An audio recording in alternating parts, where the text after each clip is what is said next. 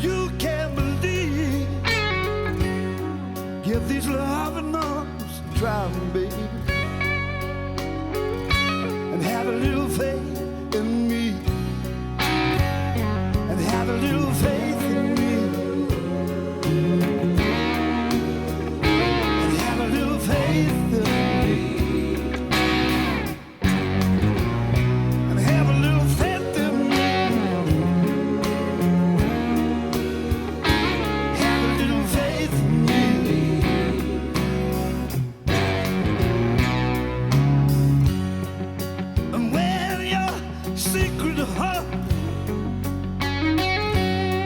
Cannot speak so easily, coming down from a whisper star, to have a little faith in me. And when your back's against the wall, just turn around and you'll see. I will catch you fall. So have a little faith in me, and have a little faith in me, babe. Have a little faith in me, and have a little faith in me. Have a little faith in me.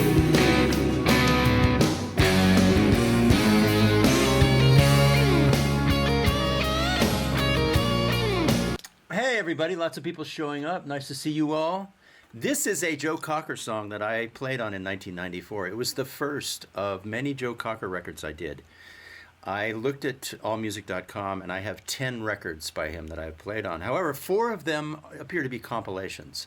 I think there was a period in the late 90s where maybe Joe wasn't making any records and they put out some compilations, but that leaves 6 full records. I was in the studio with Joe 6 times over a 20-year period doing records, and he was a lovely man, a gentleman, and I grew up listening to Mad Dogs and Englishmen, and if you'd have told me when I was a little kid that that guy on stage at Woodstock was going to be, I was going to be making records with him all the time, I would have just fainted. So it was a dream come true for me to work with Joe.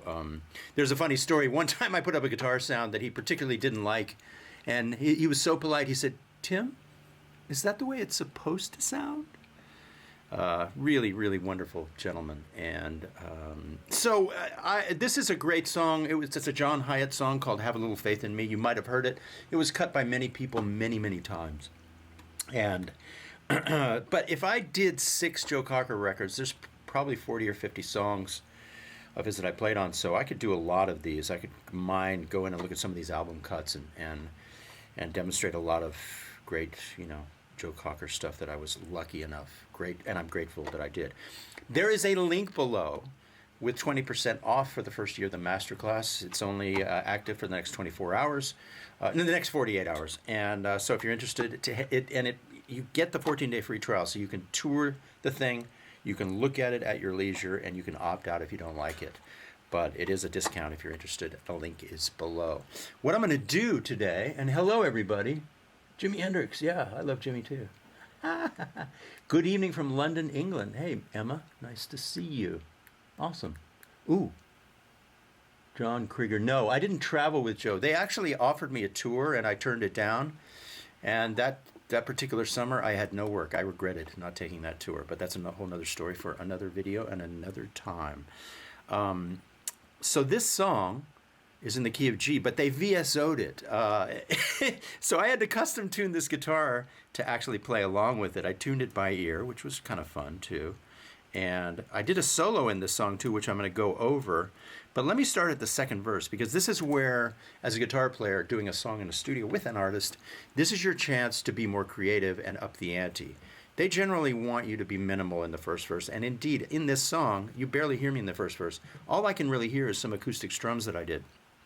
So then the first chorus comes. Have a little faith in me.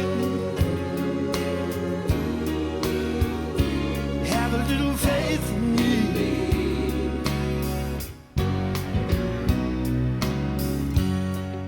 And when your secret heart So my solution to doing something creative was to propel the second verse with a simple drone part.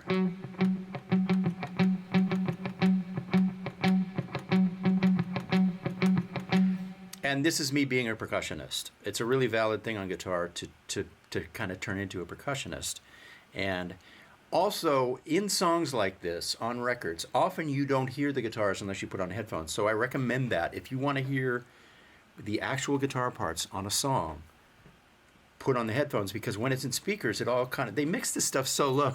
I mean, it's glorious. When you're in the session, the guitar part's so loud, and then when they put out the record, it's way down here, and you have to actually kind of forensically hunt for it. The best way to do that is to put on headphones, which I've done now.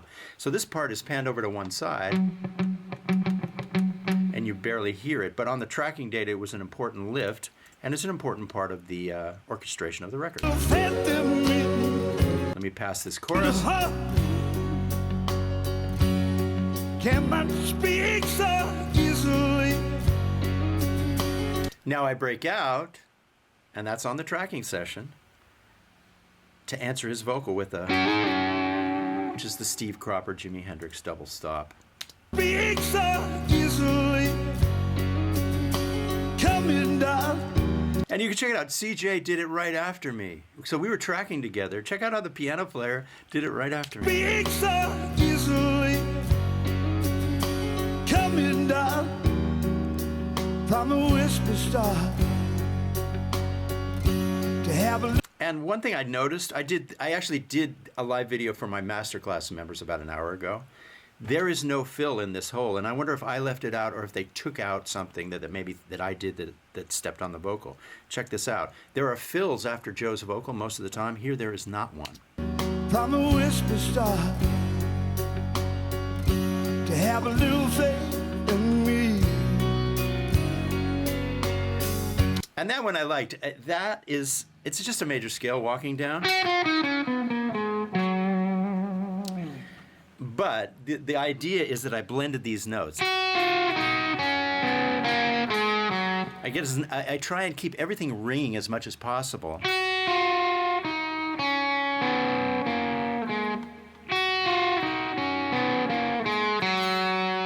So that it turns out sort of beatly, but it was on the tracking date, just happened spontaneously. From a whisper star to have a little faith in me. And when your back's against the wall.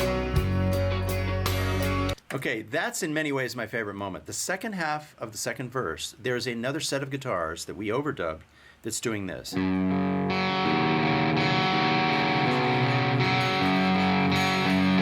And of course the sound is cleaner. It's probably two strats panned left and right with some modulation on them.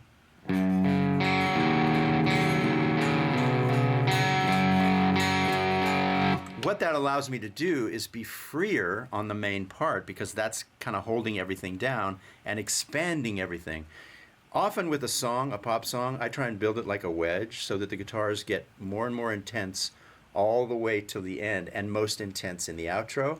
Now there might be a breakdown where you shrink really low, but basically I try and build it like a wedge, and this song is sort of like that.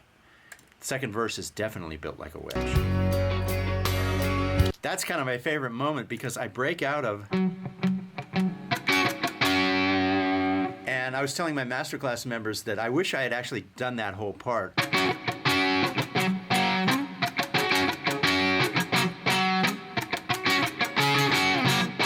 You know, something like that to really propel the song more, but it just happened spontaneously. There was enough going on. Just turn around and you see. I will catch you falling. Another one of these. Very classic R&B riff. A pretty safe thing to do, but sometimes the safe choice is the best for the vocalist and the song and the genre and everything. So have a little faith in me. And have a little faith in. So now we're on to the chorus, but somebody just screamed, "Oh, Rhett, thank you for congratulating me on the 200K. Yeah, I didn't think I would be as moved by that, but I saw it and was like, yeah, that it took a while, but it feels really, really good. I love being a YouTuber, and I love sharing all this with all you guys. So, and Rhett's channel is phenomenal.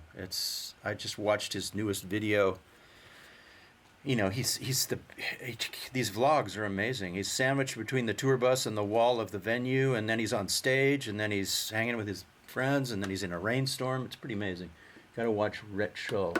And then I saw that somebody has. It is a John Hyatt song. Yes, but Joe didn't write his own songs. Every song Joe did was a cover. I mean, it was great for songwriters because I remember back then all my friends were trying to get their songs on a Joe Cocker song, and it was wide open. And indeed, when I looked at the credits for this particular record, I remember knowing a lot of the songwriters, one of whom was John Shanks, actually. But somebody was just mentioning it. The chat went by, but they had this guitar in their hands. I like this guitar. I actually bought it used, and this top is really I love plain top guitars. And I love PRS hollow bodies because they're light as a feather, and something about the way they make the necks, it's just they're so easy to play and so consistent. And have a little faith in me, baby. So my chorus part is actually a part that I play in each chorus. So the band goes to G, I do this. The band goes to D, I do this. And then on E minor, I just kind of roll through or do this. And then my favorite moment is when the band goes to G, I turn it into kind of a G major 7th. And what that is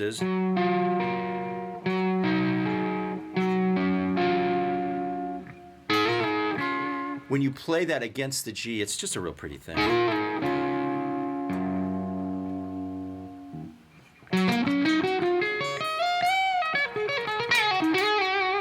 So that's what happens over the G. It's really G over D. Kind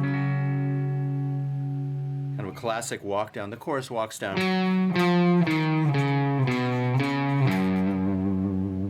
And then there's this line. Let me review this chorus one more time. Over the G. Over the D. On the E, I just relax. Maybe play an arpeggio or that. Then, when it goes to G over D next, I do this. Goes to C. No, those last two stabs, it's really simple. I wish, in the moment, I probably could have done something more creative there, but that's kind of where I retreated a little bit, because this is a C over D chord. And I don't always exactly know how to play over that. 20 years later, I do know better how to play over that, but at that time, wasn't sure quite how to negotiate a C over D, so I just went like this. And then it goes to this line. And I was watching Bohemian Rhapsody last night, and for a guitar player, often there's nothing better than just doubling the bass part. So you hear Brian May do all this crazy stuff, and then he balances it with really power chords, and sometimes just doing a single note line with the bass. Nothing more powerful than that. So in the studio as a guitar player, it's great to step out and be creative and then retreat and be very basic and alternate those two modes. I watched other guitar players do this beautifully and realized it's okay once in a while just to go. Because when I first heard that line, when I fired up this song a couple of days ago, I thought, oh, there should be harmony there. But really, there shouldn't. Everybody else is doing lots of stuff there, and the guitar is more of a, puts a point on the bass note. Sometimes it's better just to do unison stuff. So this chorus part basically is almost the same every time with variations. It's kind of worked out. I'm going to move on to the solo because it's a pretty good solo. Let's find it. There it is. Interestingly, they did a nice thing on this arrangement. We went up to the key of D, and that might have happened right there in the room. It's one of those things when you got a bunch of musicians together, you can do arrangement stuff that's pretty amazing. And it's a pretty basic song, so how do you make the solo different? You go up a fifth. Pretty great. And we're doing a walk down, same chorus chords, but we're doing it in the key of D. Let's look at the chat. Yeah, simple phrases are better. Doubling the bass. Yep. I met Brian May on a session. He was super nice on an Adam Lambert session, and I think Adam even joined Queen for a little while. So anyway, Nigel, what was it you just showed me? Chord transitions, so smooth. How? How do you do smooth chord transitions? Don't press down too hard. Choose fragments of chords. You don't need to do the whole chord. You can go G to D. You don't have to go. Just go like this. Just use 2 notes. Goes to E minor, take your index finger, slide up.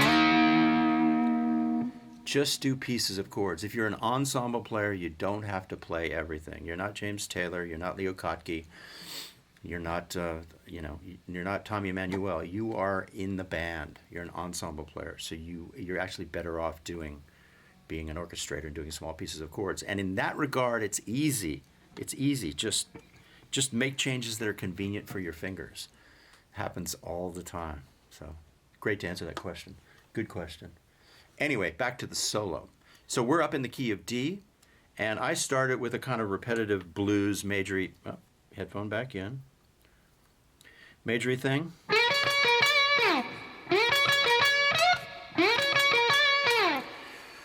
Right? Let's listen.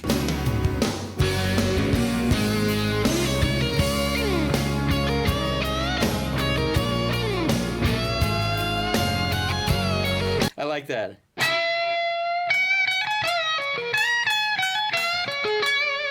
I like it because it's major, like, I loved the Allman Brothers. But then it goes into a blues thing, which is not exactly even in the key.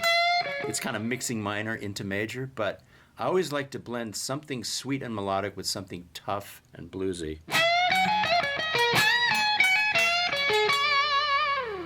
And that's what that's about. So I like that moment. There are other moments in this solo. The end, I have an issue with the end. I wish I had done it differently, but we'll talk about that in 1 minute.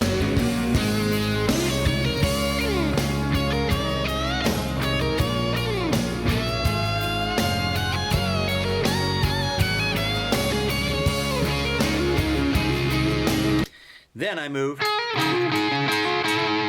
I like that because I'm targeting chord notes. The band goes to A over C sharp, and so I land squarely on this A double stop, seeing the A majors right there. Okay, then I go to B minor pentatonic blues. Let's listen to that phrase.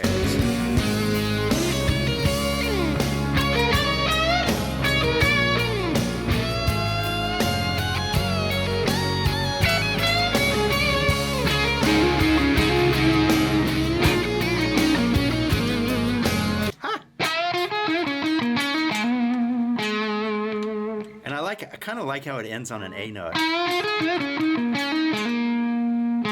It pauses and then ends on an A.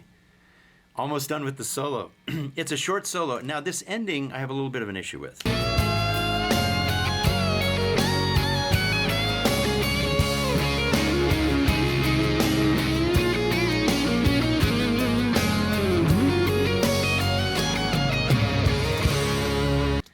Okay, so the end of a solo is always hard. If I'm sitting in a control room, first of all, the people around me want me to get the solo in 1 or 2 takes. That's a given. And then the end is always the most crucial spot in some ways. So we might have punched this end. I don't really remember. But you want to get it quick, and this is a pretty melodic thing.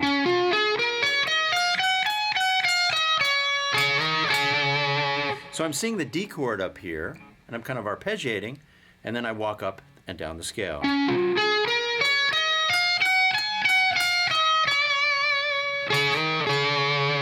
And it's really this that sounds, I wish I had done something more bluesy there, but you have to realize in the moment, if you're working for people, there's Chris Lord-Alge producing. Chris was a great producer before he kind of gave it up and just became a mixer. He would produce records with Joe Cocker and Tina Turner, and he would hire me to play on them. It was really wonderful. And then Roger Davies, who still manages huge people. He was the manager for all these people. And then, so we have Chris Nordalgi, Roger Davies, Joe Cocker, and maybe C.J. Vanson was there too, who's a super amazing musician himself. So you're trying to get this solo, and you're doing it. And if you play something they like, it doesn't matter if you don't like it. If they like it and they go touchdown, you're kind of throwing dirt on it if you say, oh, let me try it another time. Oh, I want to do it. Can I just try it one more time? So you have to make a decision. Maybe you do try it one more time, but you can't really throw doubt or dirt on it if everybody falls in love with it. And that may have been the situation here, where I did this thing, and they loved it.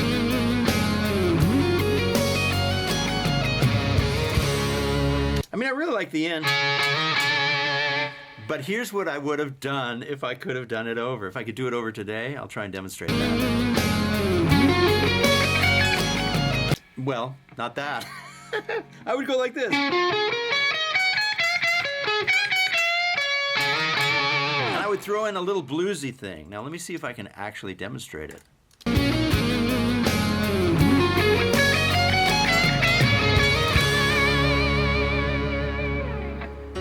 Let me try a better version of that. See, that this is what would happen. You can't sit in the studio and go, oh, let me try it again. Oh, I want it to be more bluesy. Oh, you know, the thing is, you got to get it and win. You got to win immediately.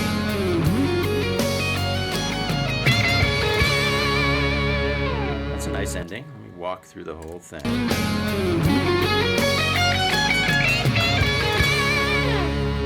Still haven't played it as good as the original. Maybe something like that. Let me just concentrate on the end so I can try and really get this. A little more pre-roll.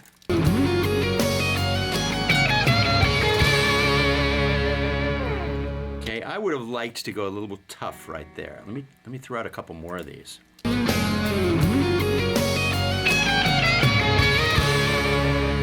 like that. It's just, I have a thing with a little bit nursery rhyme. And I would make it more bluesy if I had to do it over today.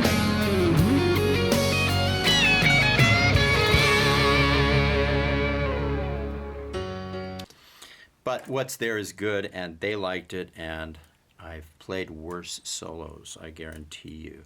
A lot of what happens in the studio is that you're getting a batting average, and really you have to do stuff so quickly that it kind of dictates not experimenting sometimes and not taking 18 shots at something, because it's about them, it's about the song, it's about the singer, it's about their record, and you are in service of that whole thing. So anyway, this turned out really, really good. Let's look at one more section, When the road is tough, which is the breakdown. And long to see, let my love throw a spark. you have to have headphones for this, but during the breakdown you want to shrink down really low, and it's a place to do colors. So volume swells. And for me it was harmonics too. You can hear very prominently right before the band comes back in again a harmonic. And have a little faith. A little low. The idea. Oh, one more thing I want to talk about is you never want to overpower the vocals. So I'm going to show you. Well, let's look at this harmonic first. Have a little faith in me. Something really simple like that is really effective to announce the vamp. So when it comes to the vamp here, this is the last thing I'll do today. You want to do stuff that never overshadows the vocal, or never tops the vocal, or never makes Joe seem small and you seem big. I'll show you what I mean. I've been loving you for such a long time, girl. Nothing but love. Have a little faith in me. Give up time. Time is our friend. So my desire here is to do this because it's the outro, and it's supposed to be the grand, finale of the song. I've been loving you for such a